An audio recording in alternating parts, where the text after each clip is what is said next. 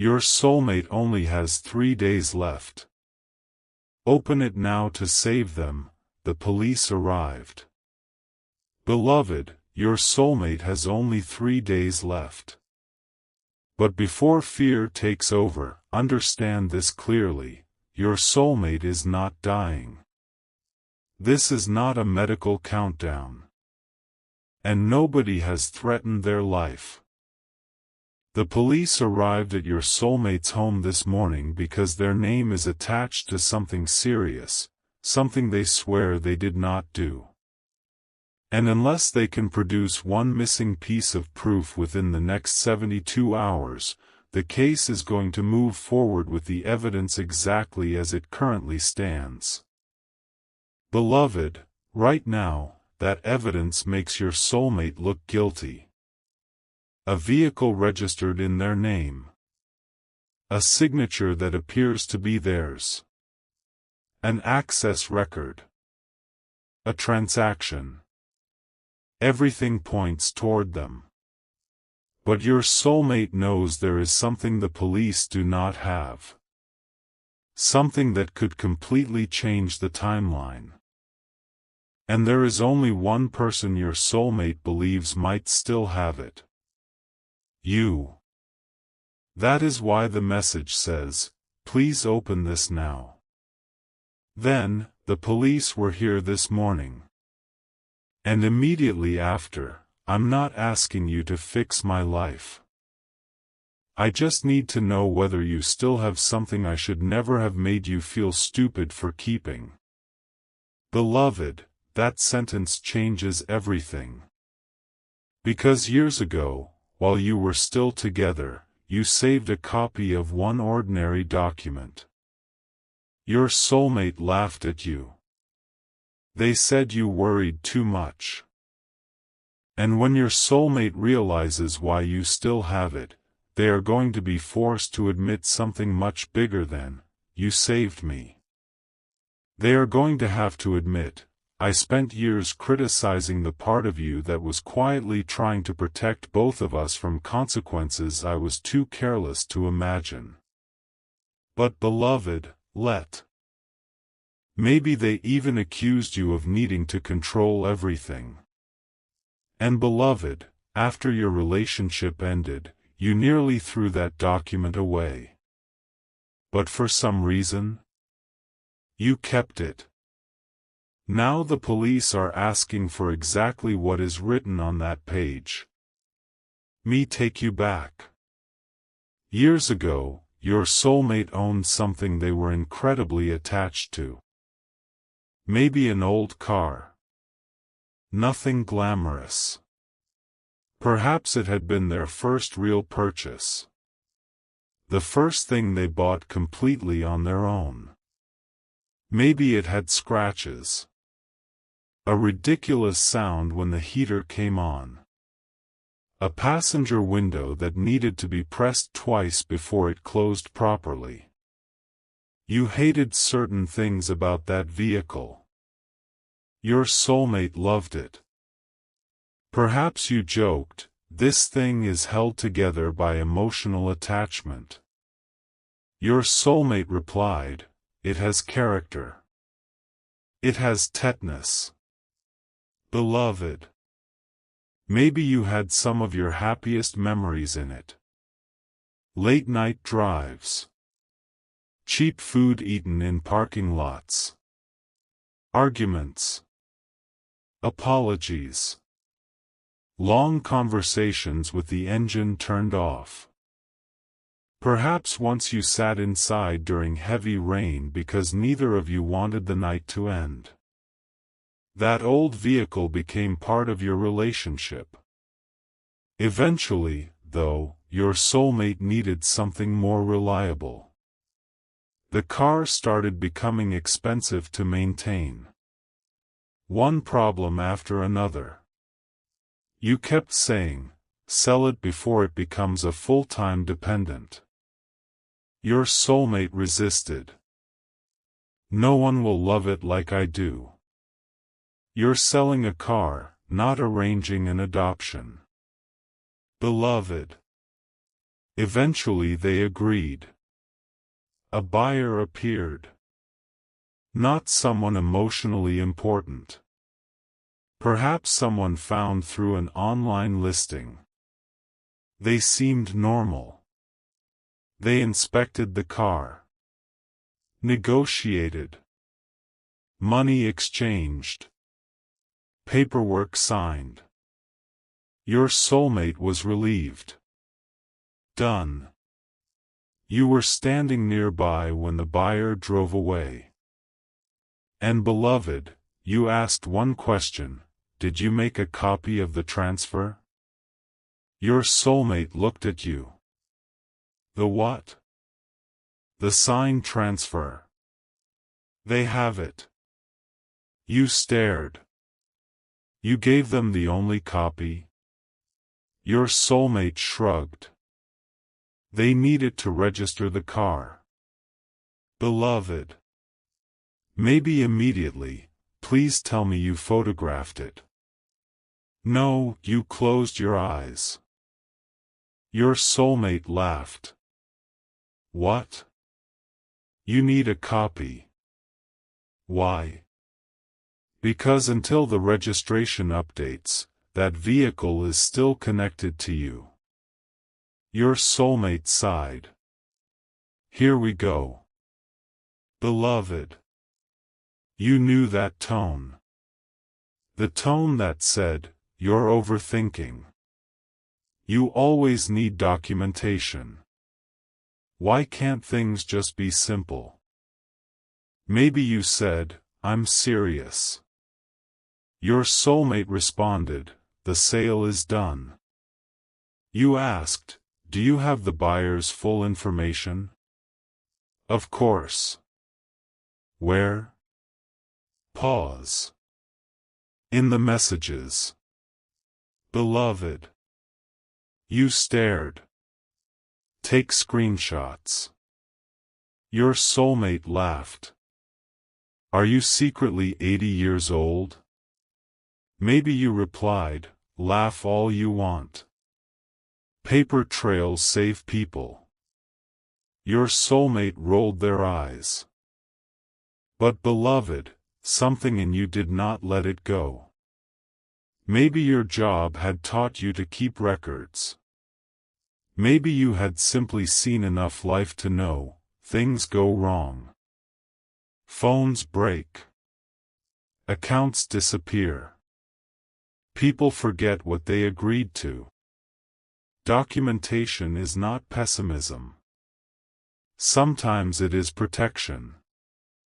So you asked the buyer to wait. Perhaps they had not driven away yet. Or maybe you contacted them immediately. You said, can we please get a photo of the signed transfer for our records? Your soulmate looked embarrassed. Maybe whispered, they're going to think we're insane. You ignored them. The buyer agreed. You photographed the document. Date. Names. Vehicle information. Amount. Signature. Perhaps you also photographed the buyer holding the keys beside the vehicle.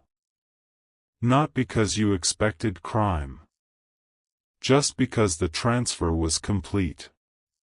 Then you emailed the images to yourself. And to your soulmate.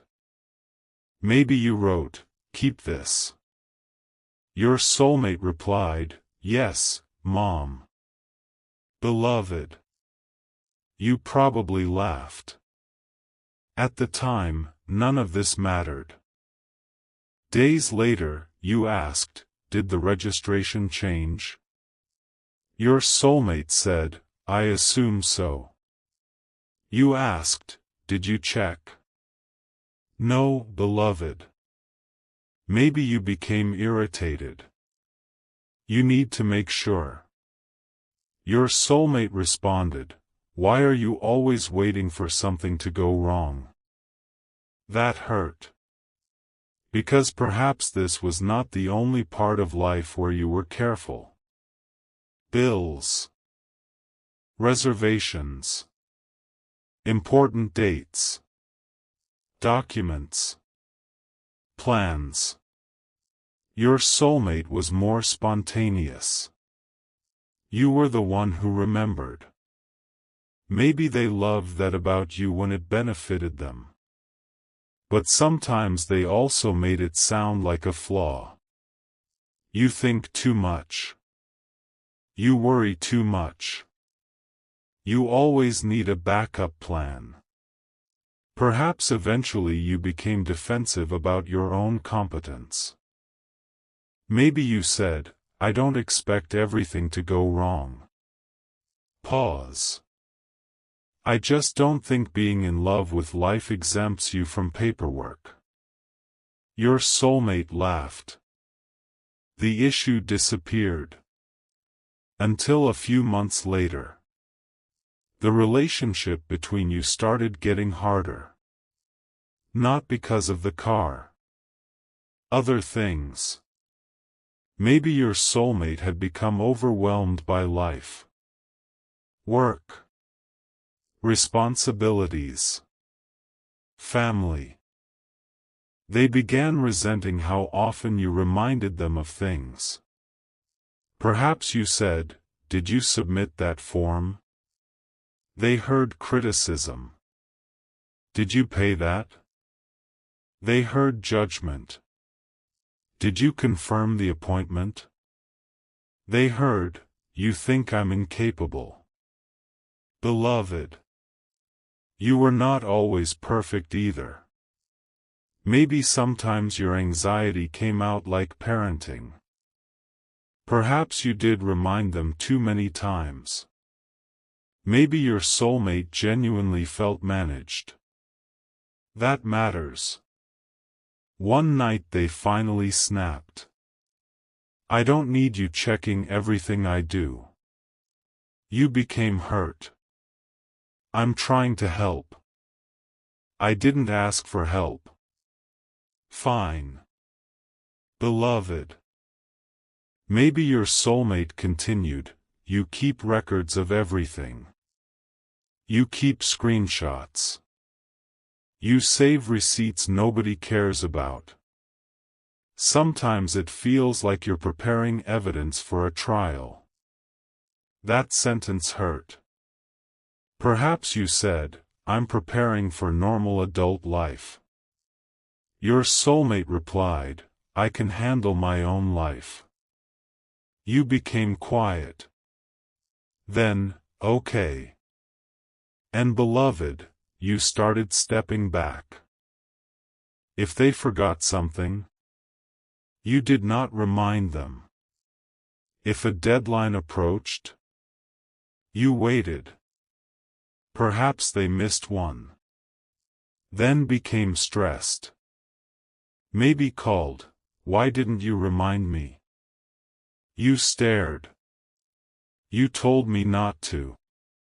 That doesn't mean you stopped caring. Beloved. There. A pattern.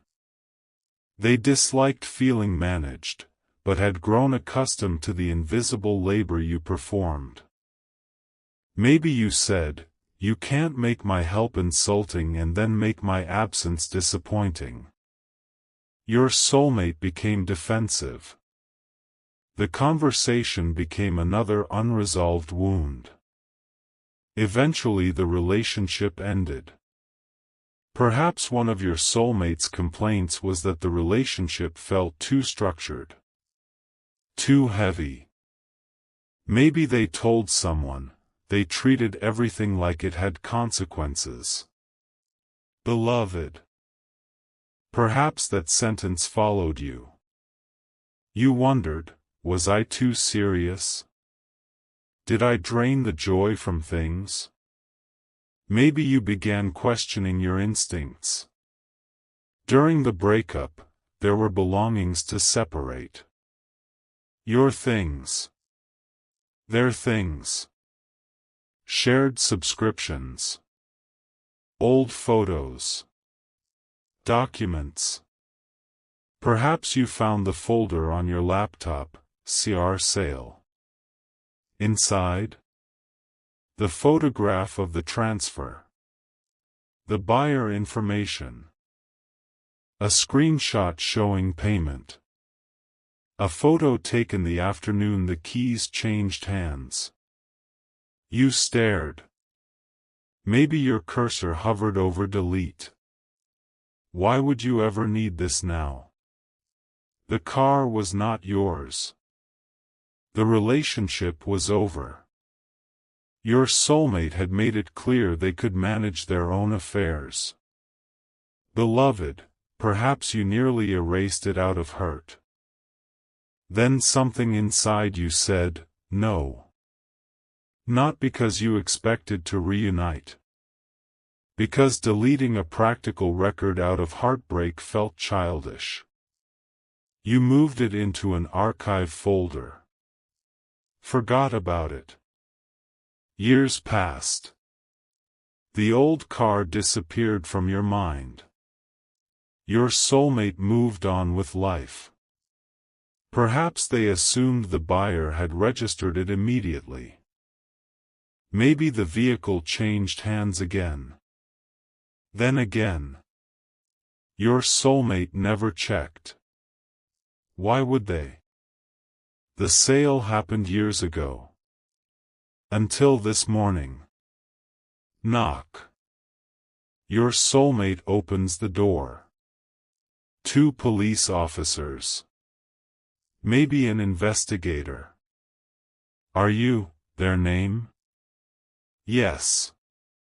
Do you own a vehicle with this identification number? Your soulmate frowns. Then here's the make and model. Their old car. They almost laugh. No.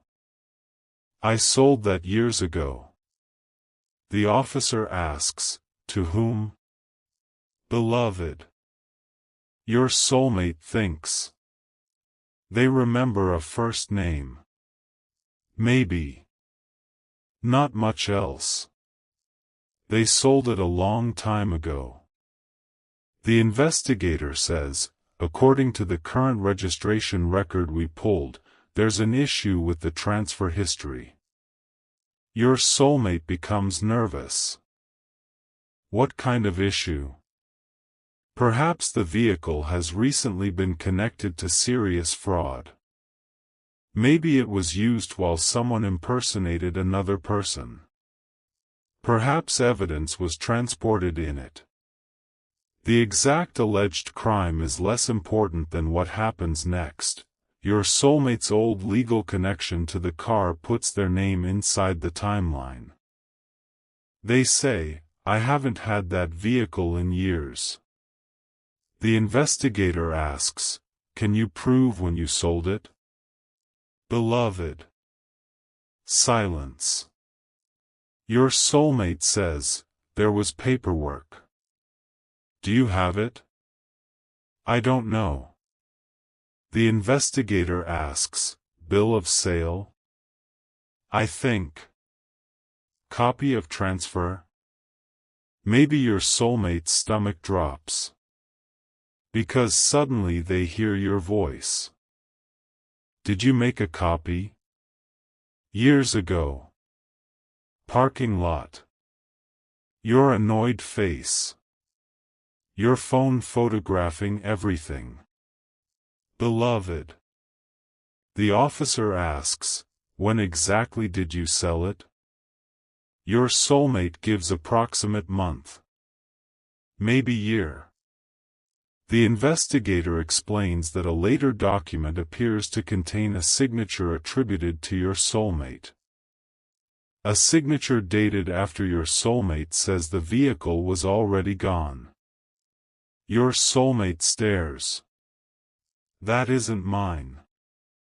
Perhaps police are not arresting them today. But the investigator says something serious. The file is being forwarded. Their attorney should be contacted. If your soulmate has records showing the earlier transfer, they need to provide them quickly. There is a scheduled case step in 3 days.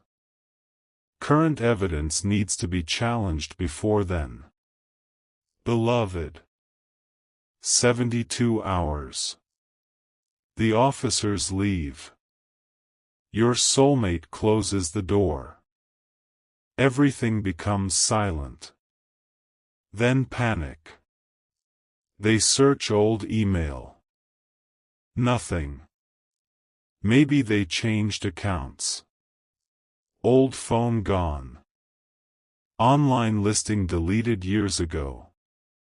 Messages unavailable. Perhaps cloud storage no longer accessible. They search boxes. No document. Then they remember. You. Not because you are some magical savior. Because you were the annoying person standing beside them saying, "Take a picture." Beloved. Your soulmate sits down.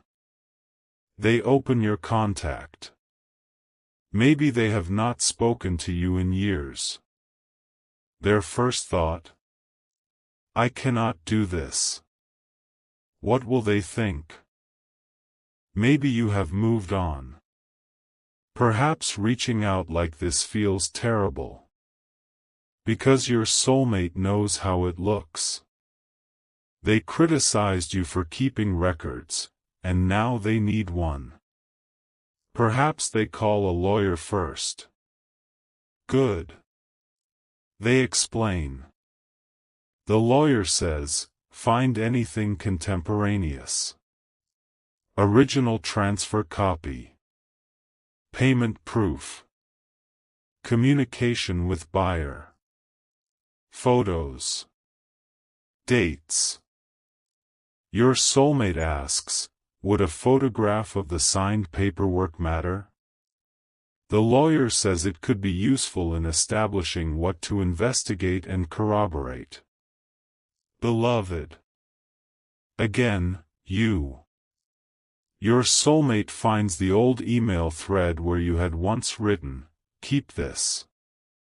But the attachments no longer load from their account. Maybe storage expired.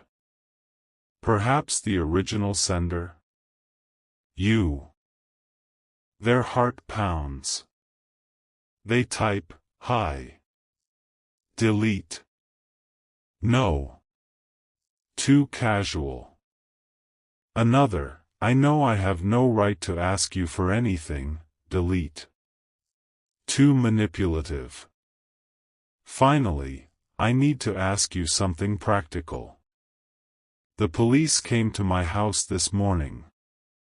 I am okay, but my name is connected to an old vehicle we sold years ago. Beloved. Your soulmate stares. Then, do you remember taking photos of the transfer paperwork? Pause.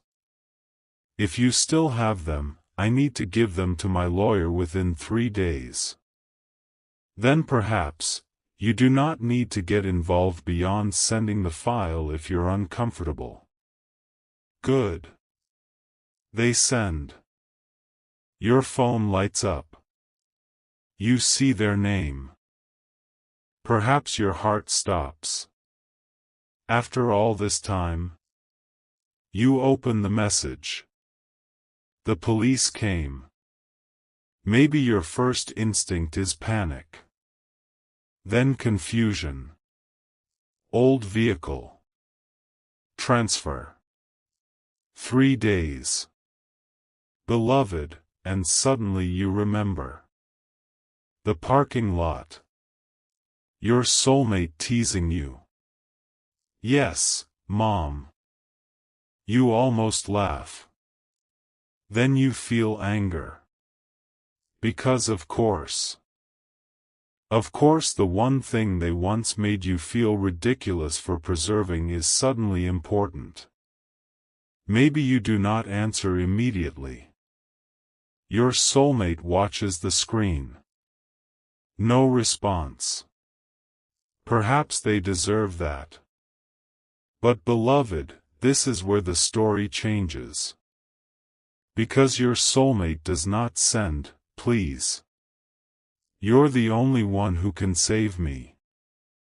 They do not call 5 times. They wait. An hour. Maybe 2. Then you search. Old laptop. Cloud archive. Folders.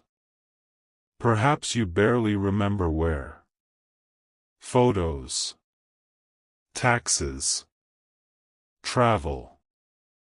Then, SAR sale. Beloved. You stop. Open it. There. The original transfer. Clear enough to read. Date. Buyer name. Signature. Vehicle number.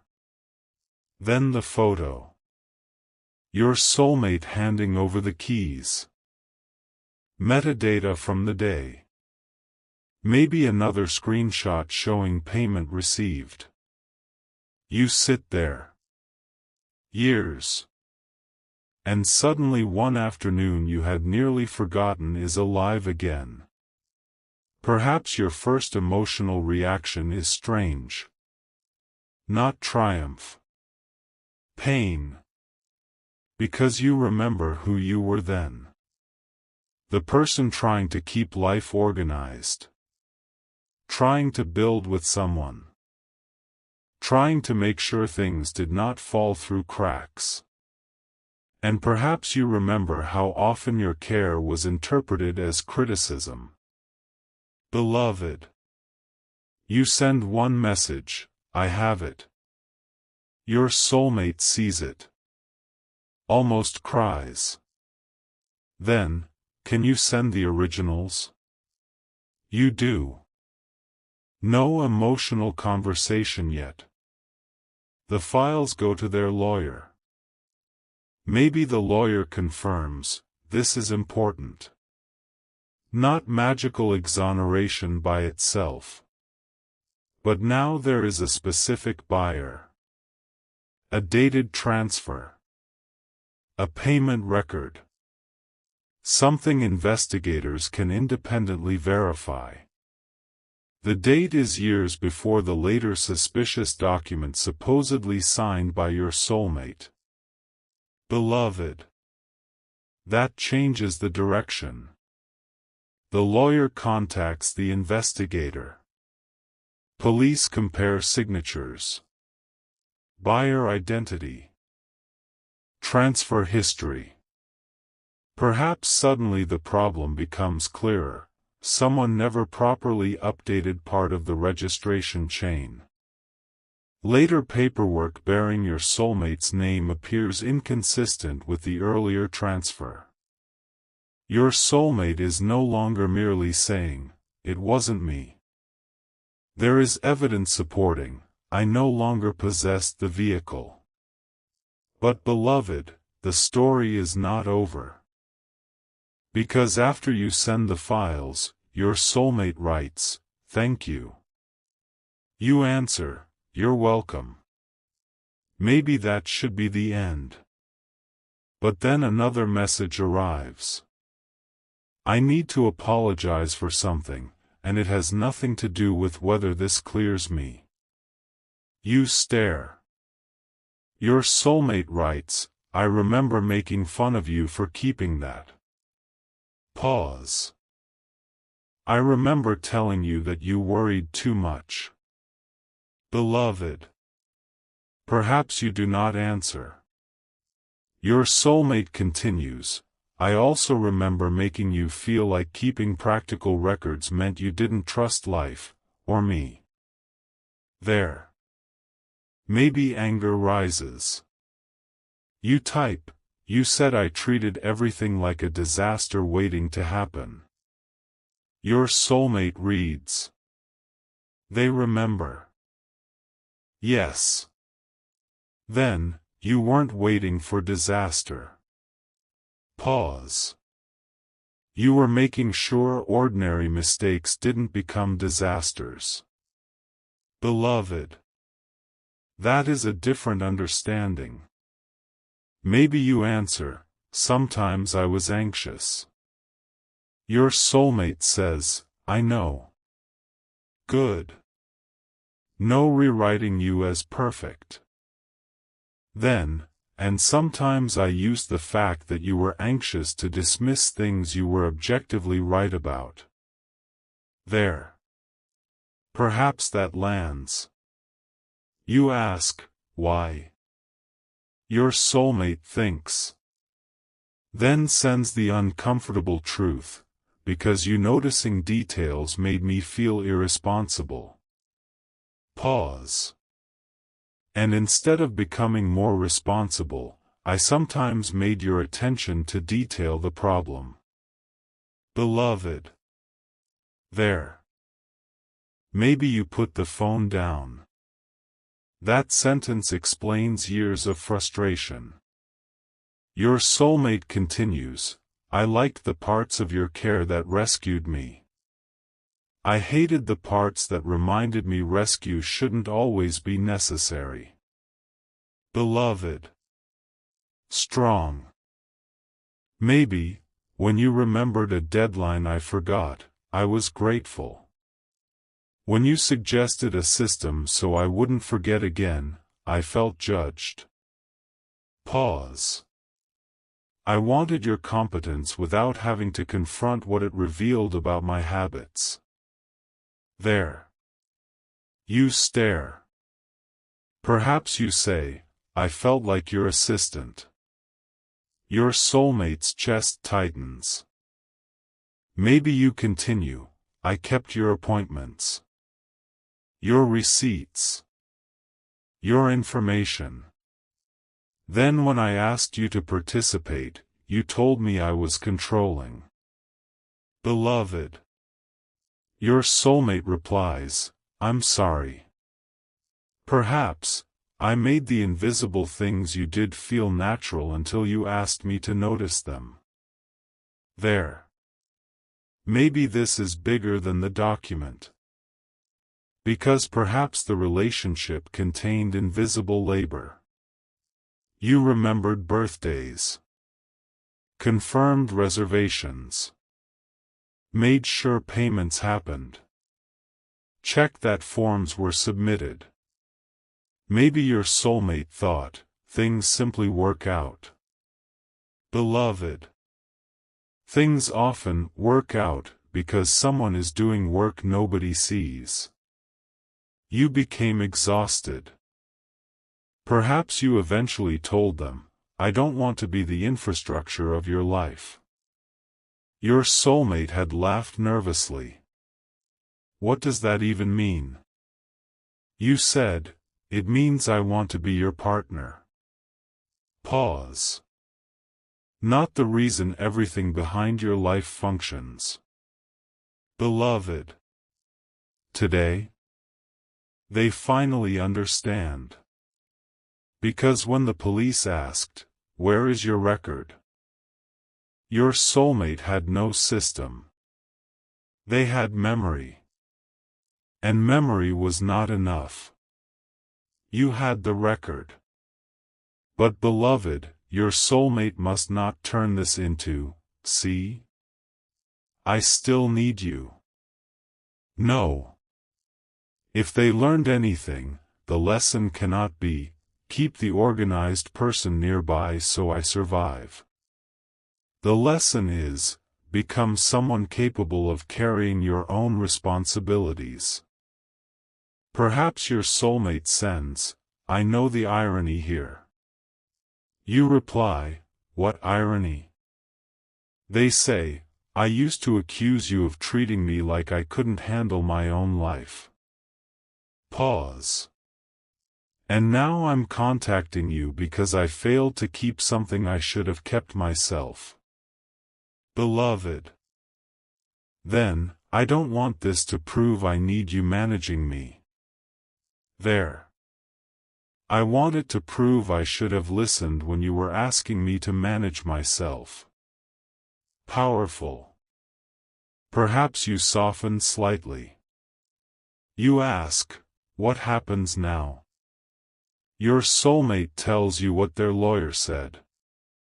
No dramatic promises. The documents are being reviewed. The timeline can now be checked. There are still steps. But they have something concrete. The 3-day deadline no longer feels impossible. Maybe you say, good. Your soulmate responds, you may have just prevented this from becoming much worse. You immediately correct, the document did. Beloved. Interesting. Your soulmate sees what you are doing. You do not want to become their savior again. They understand. You're right. Pause. The record mattered. And you were the person who preserved it. Then, but handling the rest is my responsibility. There. Maybe that is the first moment you believe they actually understand the boundary. Perhaps the following day, police or investigators verify one detail. The buyer name matches. A payment record exists. Maybe another witness confirms the sale. The suspicious later signature appears different. The case begins shifting away from your soulmate. Again, not magically finished. But the emergency has changed. Your soulmate updates you because your document was involved. They verified the sale date. You read. Okay. Then, my lawyer says the new evidence seriously changes the timeline. Beloved. Perhaps relief. You did care. Maybe you always did in some way. But you say, good. I'm glad. Your soulmate replies, thank you. Then stops. No emotional fishing. No, does this mean you still love me? Beloved. That restraint matters. 3 days eventually pass. Perhaps the investigator informs your soulmate through counsel that they are not being treated as the current focus while the transfer chain is investigated. The immediate threat eases. Your soulmate breathes. But now something unexpected happens. They sit down at their desk. Look around. Files everywhere. Old unopened mail. Random documents. Screenshots without labels. Beloved. For the first time, they do not think, I wish you were here to fix this. They think, I need to become the person who knows where my own life is. So they start. Folders. Backups. Copies. Maybe painfully boring. But growth often is. Perhaps they create, vehicle. Insurance. Identity. Tax. Medical. Important contacts. Not because you told them. Because they have learned. Maybe they laugh while labeling one, important stuff, do not ignore. Something you once would have written. Then their expression changes. They remember another piece of your relationship. At the end, you had perhaps given them a small folder. Not romantic. Documents. Passwords they needed to change. Receipts. Warranty. Maybe you said, these are yours. I organized them so you won't have to contact me later. Beloved. Your soulmate had been hurt by that. At the time, they interpreted it as cold. Transactional. How could you reduce years of love to a folder? Perhaps they told a friend, they acted like they were closing a business account. Today, they understand. You were not saying, our love was business. You were saying, our relationship may be ending, but I am not going to make practical chaos another reason we have to keep hurting each other. Beloved. That was care with a boundary. Your soulmate perhaps messages you again. Not urgently now. I remembered the folder you gave me when we ended. You know exactly what they mean. You reply, okay? Your soulmate says, I used to hate that memory. Why? Because I thought you were being cold. Beloved. Then, now I think you were trying to make sure the breakup didn't create future emergencies. Pause. You were leaving me, but you were still trying to leave my life in my own hands. There. Maybe you become emotional. Because perhaps that was exactly it. You reply, I didn't want you needing me because you couldn't find something. Your soulmate sits with that. Then, I thought that meant you didn't want me to need you at all. You answer, no, pause. I didn't want need to be the thing keeping us attached. Beloved. There. That may be the deeper truth. Maybe during the relationship, your soulmate often depended on you practically. And perhaps it blurred love. Would they miss you because they loved you?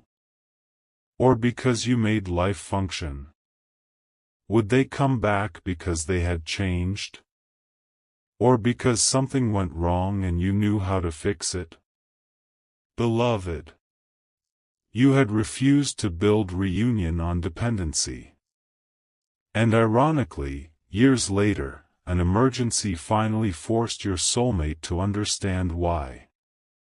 Perhaps they say, I'm embarrassed that the first time I contacted you again was because I needed a file. You respond, you needed the file. That's all it had to be. Your soulmate says, I know. Then,